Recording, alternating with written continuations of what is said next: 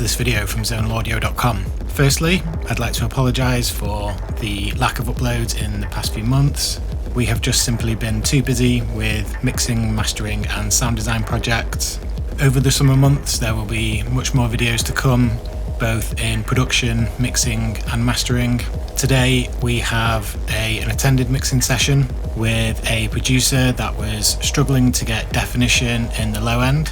Since going through the mixing and mastering process with us, he has since had tracks played on Dave Clarke's White Noise show. We were working to references such as Tommy 47, Gary Beck, Planetary Salt Systems, so dark, deep, hypnotic techno. This video goes into quite a lot of detail and depth on how to approach mixing the low end. In this particular instance, the stems were too low end heavy, so we look at everything from dynamic processing on individual tracks through to bus processing on both drums and synths to get everything popping nice, warm and loud.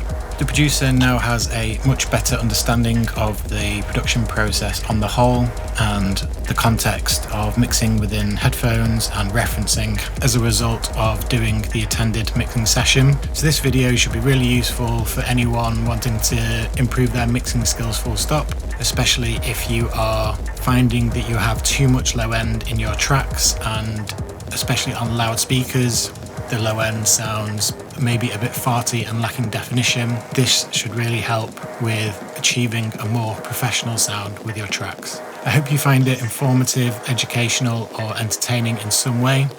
If you do, please don't forget to leave a like and subscribe to the channel, as it really does help. There'll be lots more videos coming over the summer months, but for now we'll get on with this one. Enjoy.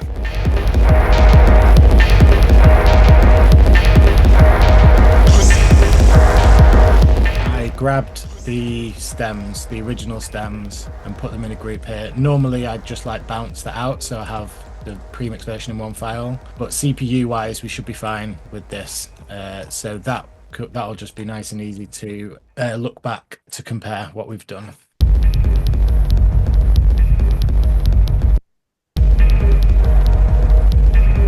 Okay, I wasn't going to do that just yet, but already sounding a bit cleaner. Yeah. And a little bit more open. So what I've done is drop the output to -8. I'm aiming for -6 here, so this might be adjusted, but at the moment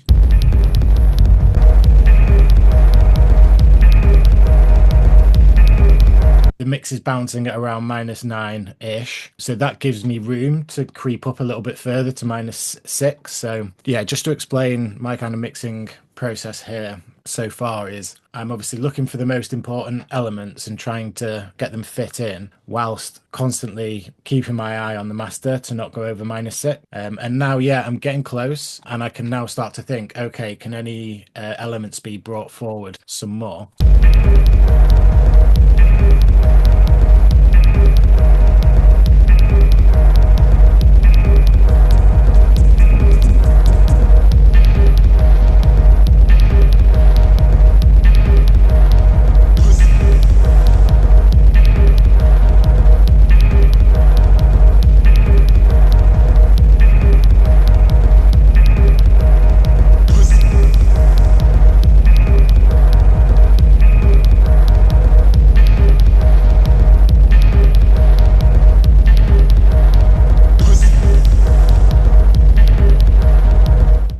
So I'm going to do this, and I'm not set on it being the final thing, but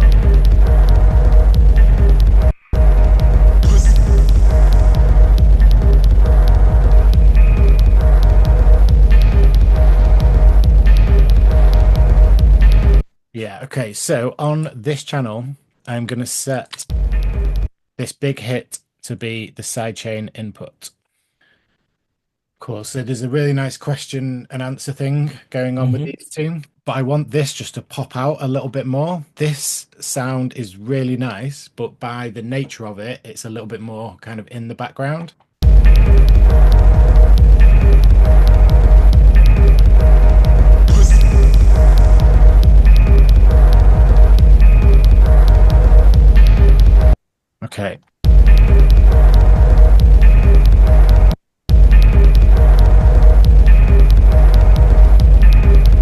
Yeah, I really like what that's doing. It's quite subtle. Essentially, what I've done here is a bit of a psychoacoustic trick. The hit now sounds a little bit louder Hmm. without having actually increased the volume. Yeah. It's because it's jumping in front of that big pad.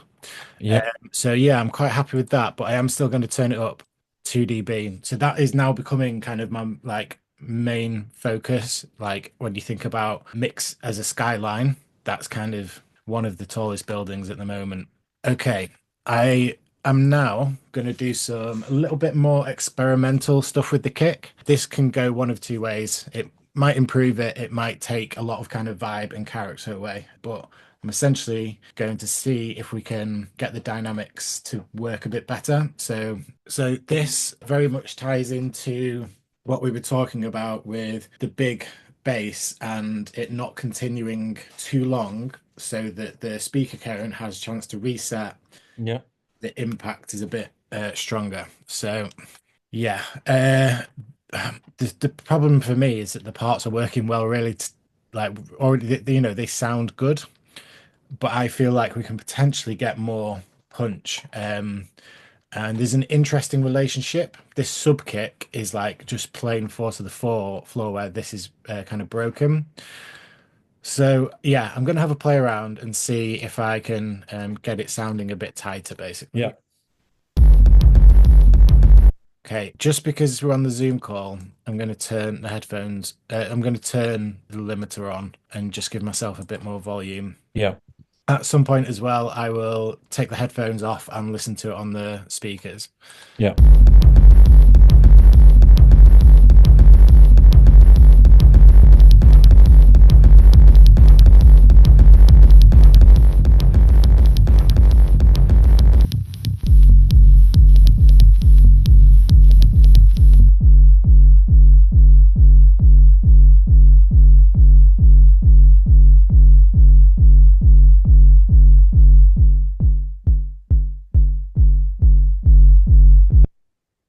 So yeah, with big stems, this often doesn't really work very well. So I'm going to go into the audio. So clip,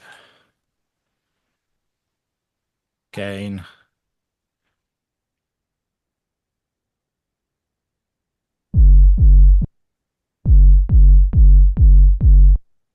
Okay, because this is snapping to zero, we're getting a little bit of a click. So I just need to do that.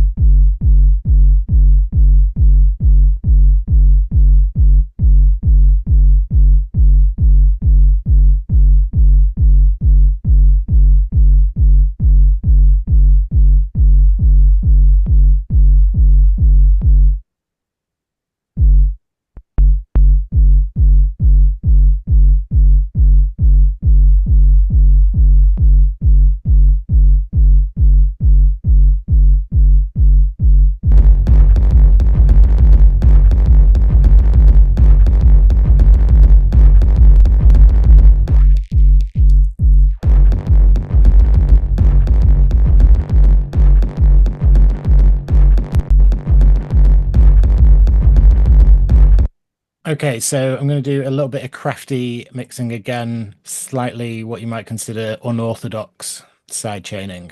Yeah. I'm going to use Pro Q3 and bring in the sub kick as the side chain, and then make a node where the fundamental of the kick is. And also, I can use the analyzer to use to look at the kick, which is number 4. So on the list here, which isn't organized for some reason.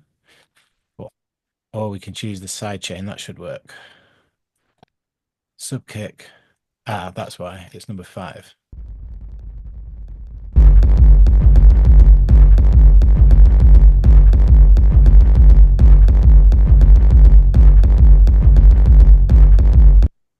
Okay, so the red line is the sub kick, and obviously the other one is what we're listening to now. Yeah. And we can see that there's a bit of a conflict there. So if we're able to separate these sounds, maybe even somewhat, we could get a kind of more open, larger sounding low end. Yeah. So here is a node. It is now dynamic. And then when I click auto, and then this little button, that then sets the sidechain trigger to come in. And then I can set the threshold.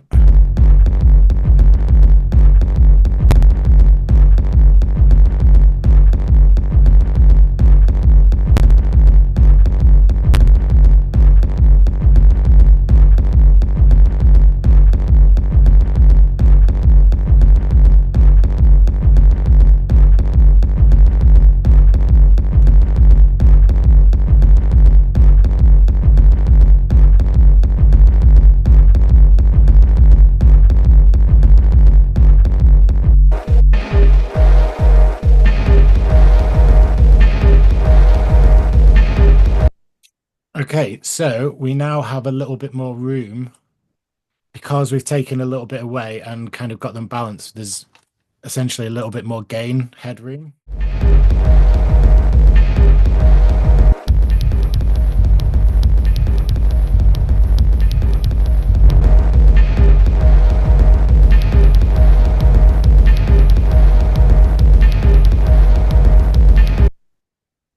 Okay, a little bit of conflict here as well. So let's do the same thing. So instead of this low cut, I will make a shelf, and the sidechain will be the sub kick. Make it dynamic, and then use this button and this button to set the sidechain.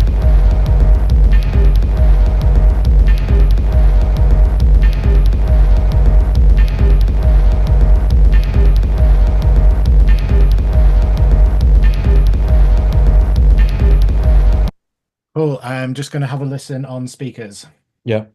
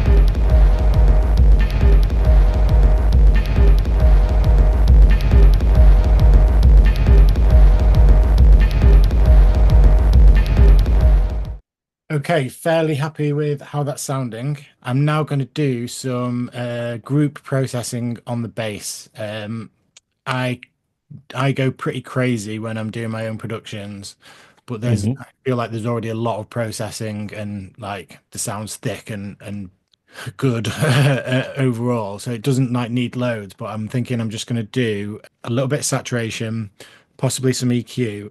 But the key thing here to get the kind of power and stability in the bass will be some fairly judicious applied limiting and possibly some compression. But yeah, I'm going to keep on Yeah.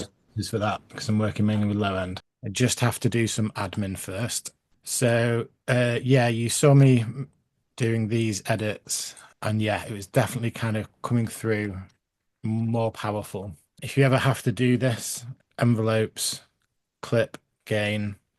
And then once I've done this and kind of stressed over getting the exact form right, I need to make sure there's no silly things like this. Typically, this process would be done with your attack, decay, sustain, release envelope. Yeah, yeah, yeah. Okay, so yeah, I can duplicate loads out and then I can grab that, just go to the start. It can be a bit fiddly, but now we've got that there, I'll just zoom all the way through the track.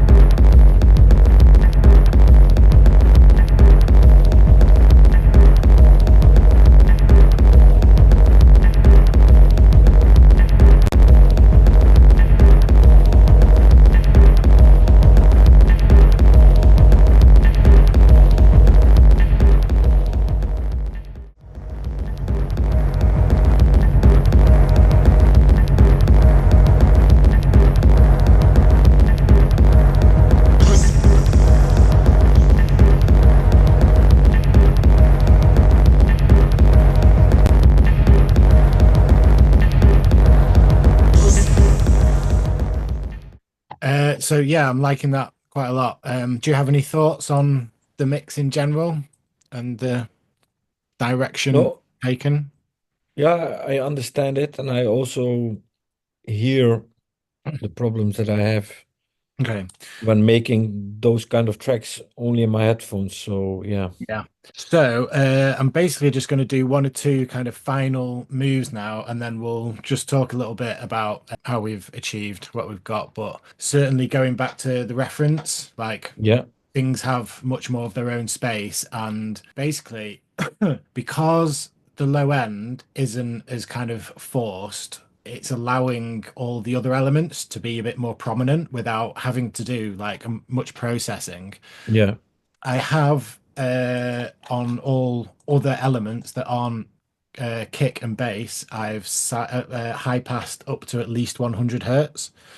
Um, lots of people like do this anyway, and it is good practice. But what a lot of people don't realize is that when you add processing after the cut, that it could still add in low end. So that's pretty much what I do with any kind of stem mix like this is like the first thing to do is anything, well, if it's this kind of style, if it's not low end, take everything below 100 hertz out with a, a medium or gentle slope or shelf. yeah. What do I mean? I mean slope, yeah. Yeah, and these elements, the Vox and this, are able much more kind of able to contribute now. And this, yeah, just a little bit of interest. I've added that there as well. Just to, again, that's like a really kind of cool sound that's not actually, it's not very tonal. It just kind of teases in the intro. So yeah, basically I'm not going to do anything on the individual items. I'm just going to grab Decapitator and like I said, any processing adds a low end and just kind of to be safe on the group, do a low pass up to about 100. So yeah, a little bit of Decapitator on E, and then basically the same thing with the limiter. So looking like what I did last time with the limiter is if you keep your eye on the output there, I increased the gain whilst holding down the Option key on the keyboard. Hmm. So it decreases the output as I increase the gain. And I'm just looking to shave off the very top, not really add any color or anything. Just, yeah, like I say, reduce the peaks Hmm. without damaging the sound. And this is on the master bus. No, this is on the synths group now. Oh, okay, understand. Yeah, okay. Yeah, or other sounds basically. Yeah.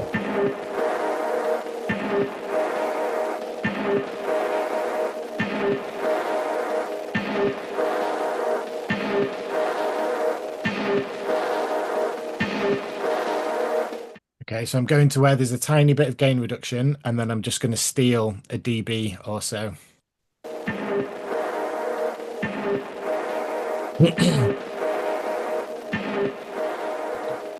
So with this whole process, we're just kind of lifting it up a little bit and giving it a little bit more. This is on the synth part. Yeah. Okay.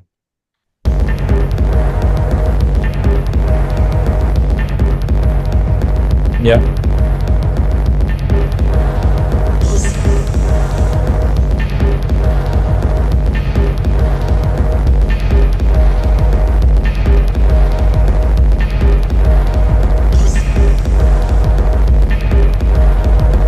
So once I'm at this stage for the drums, I thought we've got a little bit more headroom and the drums can be a bit louder.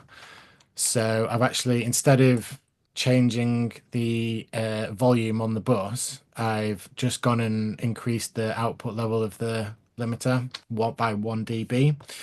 Um, yeah, at this stage, it's talking about 1 or 2 dB changes, and I could do that on the fader or on the final limiter, but typically with a bus, it tends to stay around 0.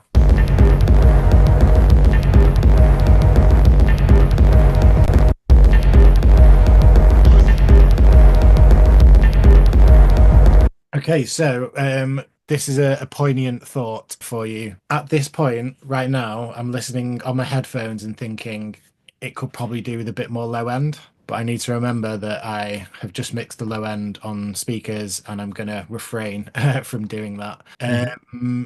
And yeah, I think that is going to be about it. I'm going to listen through and Yeah.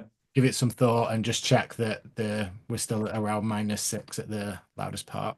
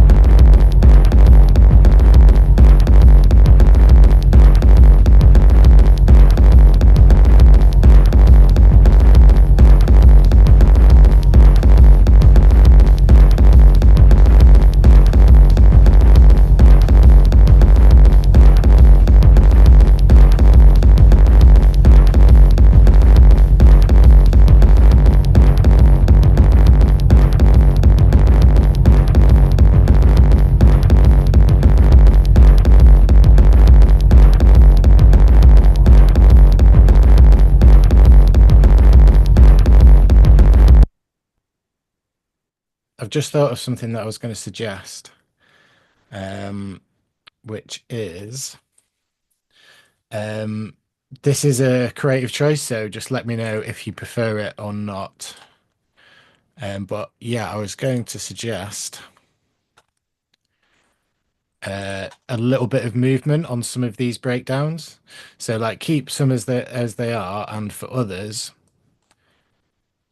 just do a little bit of the low frequency takeout.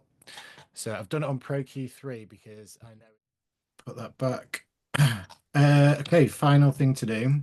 And now this, we kind of come full circle as to what I was talking about very early on with referencing Yeah. in the session. So this is now going to, oh, So what we are referencing now is my raw version against this version. yeah. Okay. So And the raw version is going to go external out 1, 2, so it's going to bypass the master. And then yeah. on the mix, I'm going to use a limiter to bring it up to volume.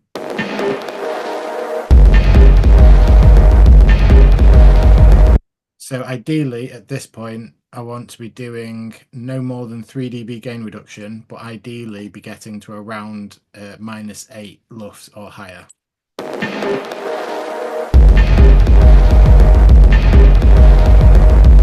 And then we're at the ballpark, 7-9, or what was it? Yeah. So if I do that short term,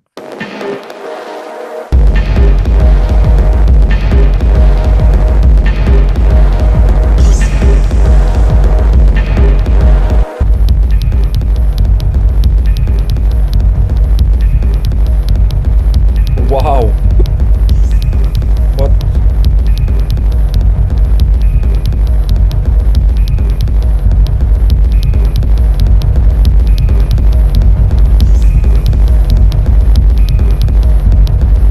What a terrible mix. What a terrible.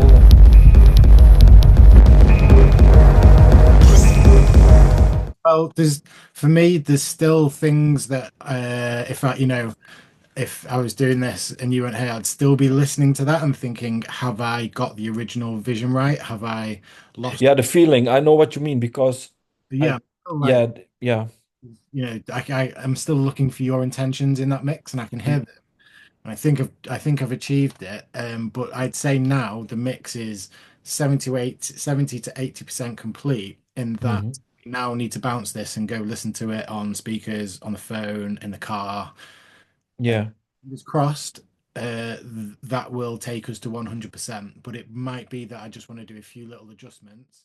Let's just yeah, on your mix and then span on my mix, and then yeah, you can then consider in the production stage, do I need less or more bass or whatever. yeah, yeah, yeah, yeah. Premix and the right is the Yeah.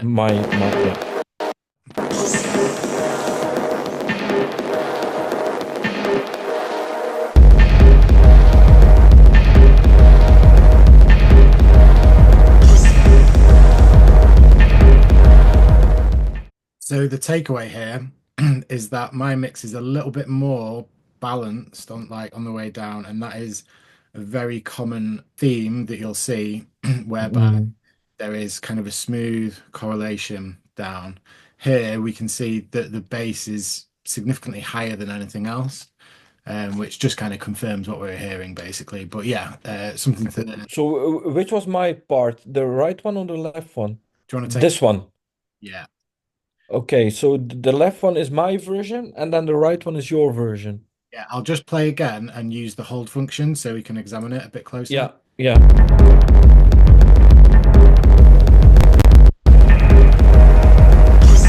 So yeah, a bit more of a slope down, obviously, a bit more prominence in the mids.